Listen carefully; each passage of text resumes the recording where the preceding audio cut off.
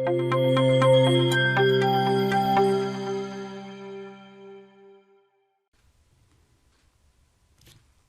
bonjour mes très chers abonnés, bienvenue dans cette nouvelle vidéo dans Parcours d'ingénieur. Aujourd'hui, nous allons continuer nos formations sur l'ARM. Alors aujourd'hui, on va parler de la mémoire en ARM, de la gestion de la mémoire en ARM, comment est-ce que le microprocesseur fait pour gérer sa mémoire. Alors pour ce faire, nous allons utiliser le simulateur ARM qui vous a été présenté dans la vidéo précédente. Alors, nous allons commencer tout de suite. Voilà le simulateur. Alors, ce que nous devons savoir ici, les différentes choses très importantes que nous devons savoir ici dans le mot en ARM, c'est que en ARM, notre programme est divisé en trois. On a une section INVEC qui est là, la section code qui est là et la section data. Ça sont les trois parties de notre programme. Alors la section INVEC, c'est là-bas que se trouvent les différentes interruptions de notre programme. Donc c'est un peu comme la gestion des exceptions, pour ceux qui connaissent les exceptions. La section code, c'est là que nous écrivons les différentes instructions de notre programme, par exemple pour l'addition soustraction par exemple quoi. Et la section data, c'est là où se passe la déclaration des différentes variables de notre programme. Alors ici, nous avons peut-être deux variables qui ont été déclarées, première valeur, deuxième valeur. À la prochaine vidéo, je vais vous montrer comment se passe la déclaration des variables. Et ensuite, la deuxième des choses que vous devrez savoir en ARM, c'est que la mémoire, dans la mémoire, une adresse est sur 8 bits.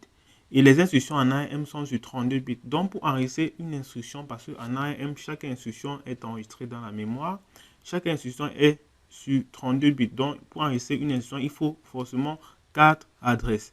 Et chaque adresse est sur 8 bits. C'est très important de connaître cela.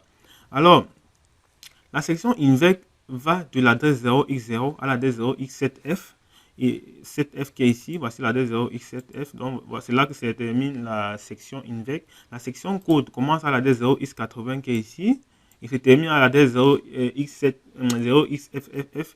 Et la section data commence à l'adresse 0x1000. Alors, pour simuler cela, nous allons aller cliquer sur démarrer. Lorsque nous cliquons sur démarrer, nous constatons ici, il y a la présence des... on remarque 4 cases mémoire se colorer. Ça représente les 4 adresses. À l'intérieur, on a un E, 0000E. A. Ça représente, en fait, cela représente la valeur de l'instruction Bmain en mémoire, en fait.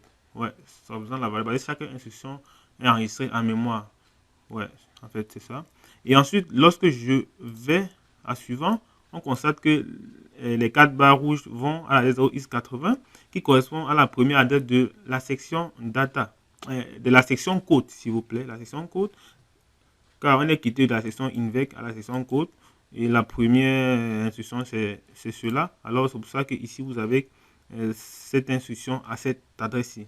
Alors, nous constatons qu'il y a 4 adresses qui sont utilisées, 4 adresses qui sont utilisées et chaque adresse est un octet. Donc, on remarque que les 4 octets qui sont utilisés pour une instruction en ARM. Alors, si on clique sur suivant, exécuter l'instruction suivante, on remarque que ça décale de 4, ça va à la prochaine adresse. Ça décale de 32 bits ou bien de 4 octets. Donc, c'est pour ça qu'on dit qu'en ARM, tout est sur 32 bits. Vous pouvez le constater. Alors, il y a encore une deuxième chose que vous devez savoir en ARM, c'est que la gestion de data, les choses sont enregistrées en Little Engine. C'est la convention Little Engine qui est utilisée en mémoire pour l'enregistrement des données. C'est-à-dire que les données sont enregistrées en l'envers. C'est-à-dire quoi, pour lire une donnée, on commence de la droite vers la gauche. Par exemple, ici on a deux variables qui ont été déclarées, première valeur et deuxième valeur, 0x1 et 0x2. Alors si on va à la section data, c'est la section sur laquelle on stocke les données. Alors on va entrer, c'est à l'adresse 0x1000.